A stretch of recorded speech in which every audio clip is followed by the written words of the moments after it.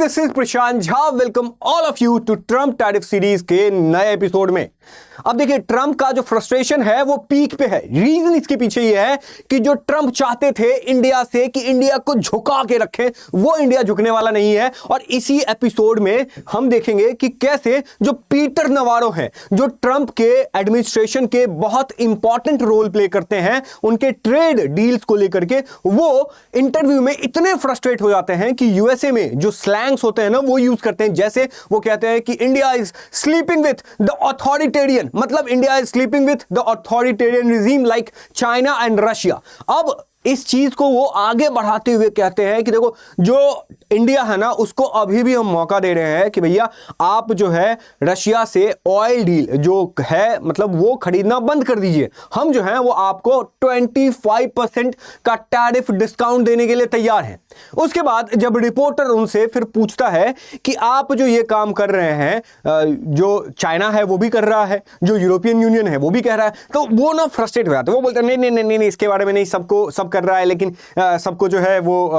रोक देना चाहिए। ये वो मतलब कोई ऐसा इसका एक एक्सप्लिसिट आंसर जो है वो नहीं देते हैं। आप खुद इस वीडियो को देखिए। With India right now, is there a potential for a deal to change that number? Look, it's real easy. India can get 25% off tomorrow if it stops buying Russian oil and helping to feed the war machine. Not sending that signal. They're not. And look, here's the thing. I'm puzzled, okay? Because Modi's a great leader. These people this is a mature democracy with intelligent people running it. And they look us bald-faced in the eye on the tariff part and say, we don't have the highest tariffs in the world, when in fact they do. There's no dispute about that if you look at the numbers. And then they say, we're not going to stop buying. Everybody in America loses because of what India is doing.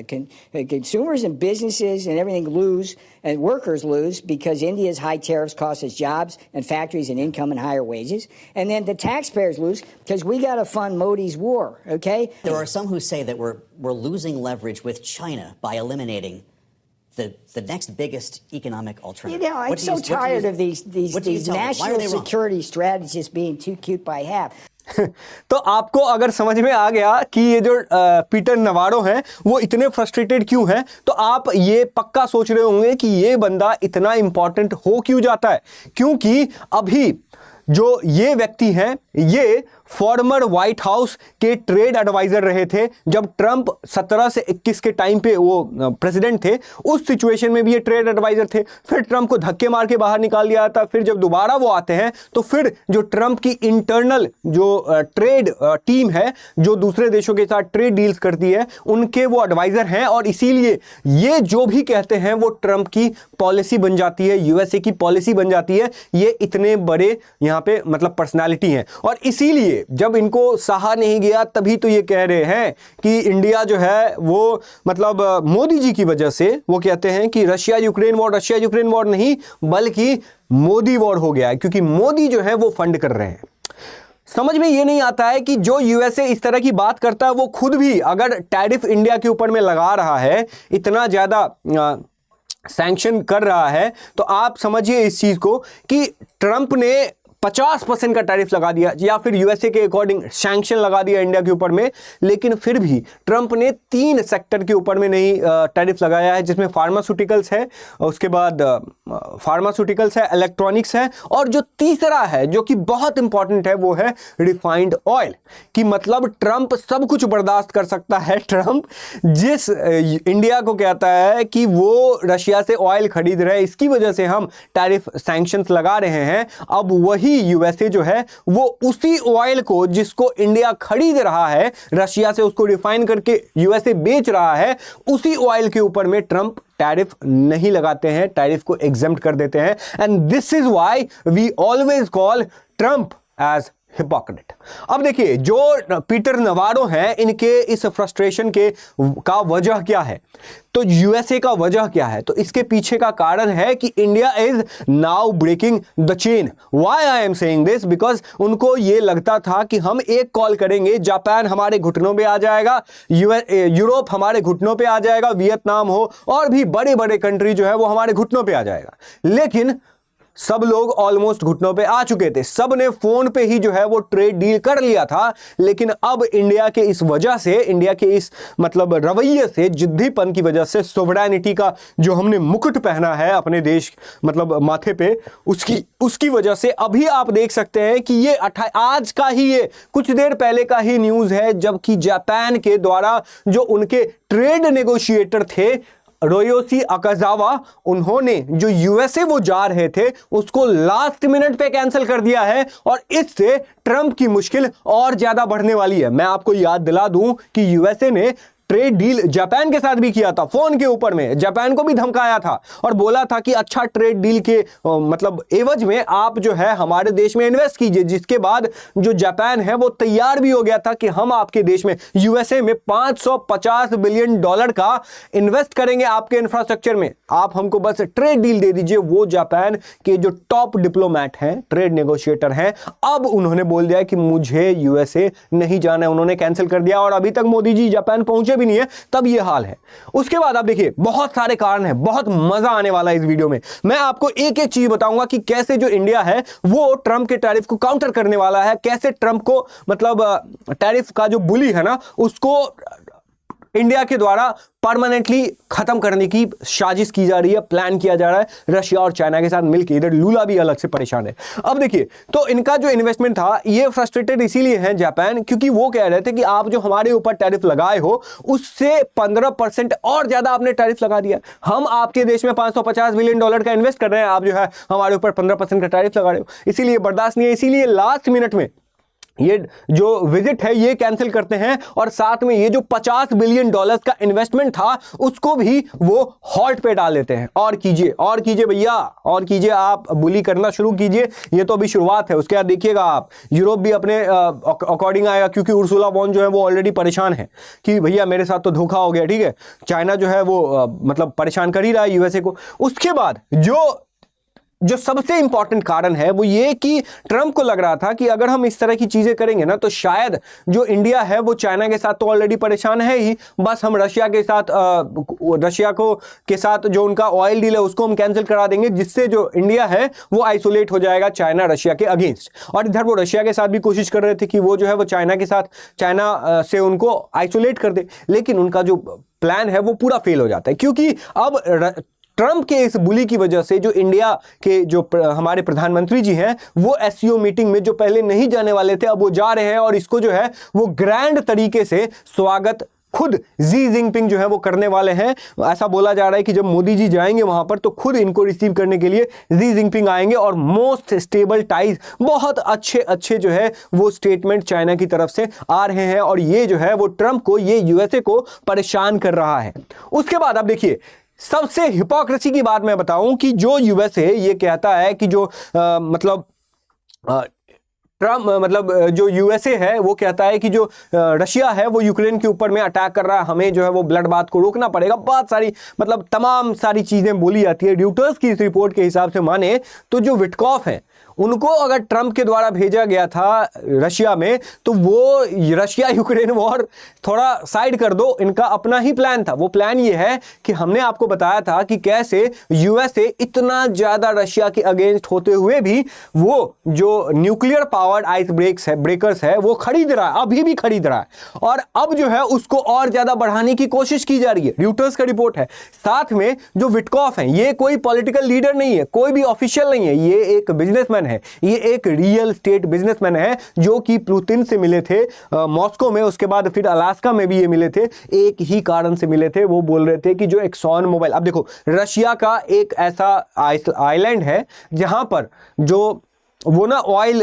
मतलब reserve है, वहां पे वो oil निकालने की कोशिश कर रहे हैं रशिया, जिसमें ओएनजीसी इंडिया की तरफ से भी कंपनीज हैं, रशिया का अपना स्टेट कंपनी है और साथ में यूएसए की भी कंपनी थी जिसका नाम था एक्सॉन मोबाइल्स। और वो जो है वो शाखलाइन ऑयल, जिस जगह से वो ऑयल निकालने वाले थे उसका प्रोजेक्ट का नाम है। तो इस शाखलाइन प्रोजेक्ट में एक्सॉन मोबाइल कंपनी भी थी जो यूएसए की है और वो यूएसए की कंपनी जो है वो रशिया यूक्रेन वॉर से के बाद वो हट गई थी। वो बोल रही थी कि मुझे ऑयल ये नहीं निकालना है। तो वो जो ट्रंप का ये प्लान था, कार्ड खेल रहे थे वो ट्रंप कार्ड, वो ये सोच रहे थे कि इस एक्सॉन मोबाइल को वो कहते कि आप जो है वो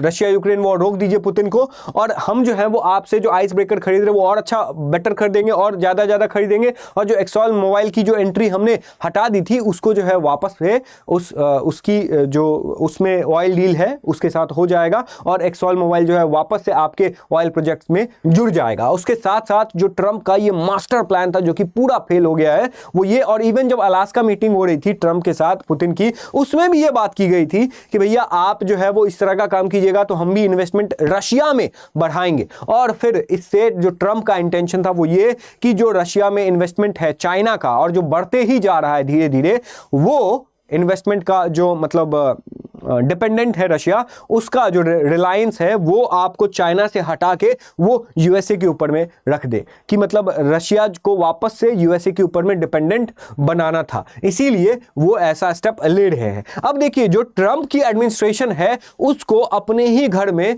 अपने ही लोगों के द्वारा, हमने निकी हेली का देखा ही था, जॉन बोल्टन का बयान देखा ही था जिसके ऊपर में फिर एफबीआई का रेड हो गया। उसके बाद अब जो है वो हाउस फॉरेन अफेयर्स कमेटी, जो कि ट्रेड डील्स दूसरे देशों के साथ कैसे होने चाहिए, फॉरेन अफेयर्स में किस तरह के पॉलिसी को फॉलो करना चाहिए, इस तरह की जो है वो हाउस फॉरेन अफेयर्स कमेटी के द्वारा ये निर्णय, ये सजेशन यूएसए को दिया जाता है, एडमिनिस्ट्रेशन को दिया जाता है। तो उस हाउस फॉरेन अफेयर्स कमेटी में रिपब्लिकन्स भी होते हैं, डेमोक्रेट्स भी होते हैं। रिपब्लिकन कौन, जिससे ट्रंप की पार्टी है, जो ट्रंप की पार्टी है, और डेमोक्रेट्स मतलब जो ट्रंप का ऑपोजिशन है। तो वो लोग कह रहे हैं कि आप जो है वो कंटिन्यूअसली कह रहे हैं, और इसकी वजह से तो पीटर नेवारो परेशान भी हो गए थे कि भाई जो चाइना सबसे ज्यादा रशिया से ऑयल खरीद रहा है उसके ऊपर में आप कुछ कर ही नहीं रहे, और आप जो है वो इंडिया के ऊपर में कर रहे हैं। इंडिया तो बाद में किया, रशिया, चाइना तो कब से रशिया से ऑयल खरीद रहा है, उसके बारे में आपकी हिम्मत है तो कीजिए ना। उसके बाद वो ये भी कहते हैं कि ये जो ट्रंप की जो यूएस इंडिया रिलेशनशिप है ना, इसकी वजह से, ट्रंप के इस मतलब स्टेप्स की वजह से यूएस इंडिया की रिलेशनशिप बहुत ही ज्यादा दिक्कत में आ चुकी है, और कंप्लीटली प्रेशर बना रहे हैं यूएसए में। बहुत सारे लोग जो है वो प्रेशर बना रहे हैं ट्रंप के ऊपर में, स्पेशली तब जब ट्रंप ने जो है वो 6 लाख जो चाइनीज स्टूडेंट्स हैं उनको वीजा देने की बात की, मेक अमेरिका ग्रेट अगेन के बैनर के नीचे, और इसी वजह से वो जो है वो बहुत ज्यादा परेशान कर रहे हैं, प्रेशर डाल रहे हैं। उसके साथ साथ उन्होंने ये भी बोला है कि जो ट्रंप कह रहे थे कि रशिया यूक्रेन वॉर हम आएंगे उसके 24 घंटे के बाद ही सीधा खत्म कर देंगे, मतलब ये टीवी का एपिसोड चल रहा है जिसको आप स्विच दबाएंगे और वो जो है वो टीवी बंद हो जाएगा, उसी तरीके से वही हाउस अफेयर्स के जो डेमोक्रेटिक लीडर्स हैं वो कह रहे हैं कि भैया आप ट्रंप जो कोशिश कर रहे थे रशिया यूक्रेन वॉर खत्म कर देंगे 24 घंटे के अंदर में, जब से आप आए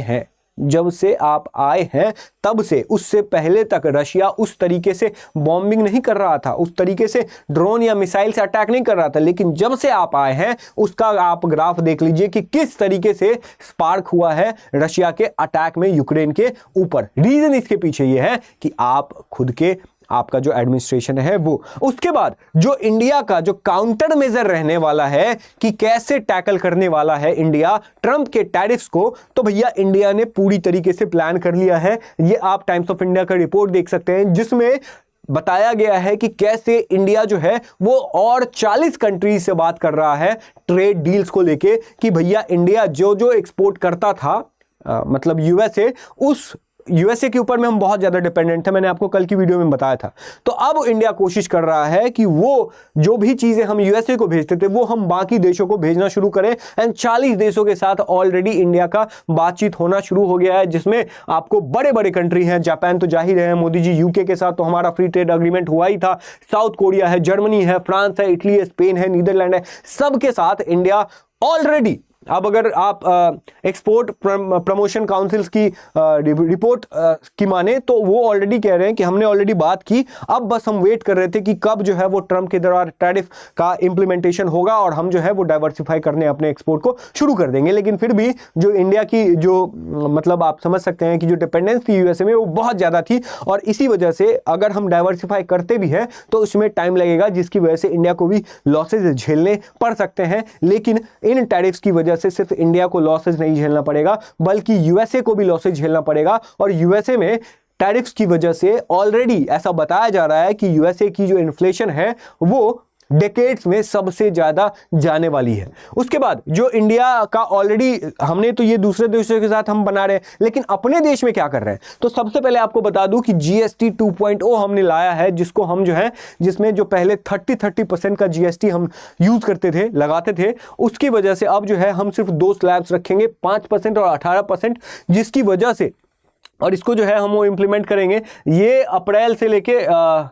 सितंबर तक जो है वो इंप्लीमेंट हो जाएगा, दिवाली तक जो है इसको अच्छे से इंप्लीमेंट कर दिया जाएगा, जिसकी वजह से जो इंडिया के लोग हैं वो अपने ही, अब देखो जो सामान हम यूएसए भेजते थे अब तो वो यूएसए जाएगा ही नहीं, अब तो वो इंडिया में ही रहेगा, तो उस सामान का अगर डोमेस्टिकली कंज्यूम करना ज्यादा शुरू कर दे तो वो जो भी लोग हैं, जो व्यापारी हैं, उनको लॉस नहीं होगा। इसी वजह से हम जो है वो जीएसटी कम कर रहे हैं, टैक्स कम कर रहे हैं, जिसकी वजह से हमारे पास, कस्टमर्स के पास, इंडिया के लोगों के पास ज्यादा से ज्यादा पैसा होगा, जिसकी वजह से हम अपने प्रोडक्ट्स को खरीद पाएंगे, बेच पाएंगे, और यही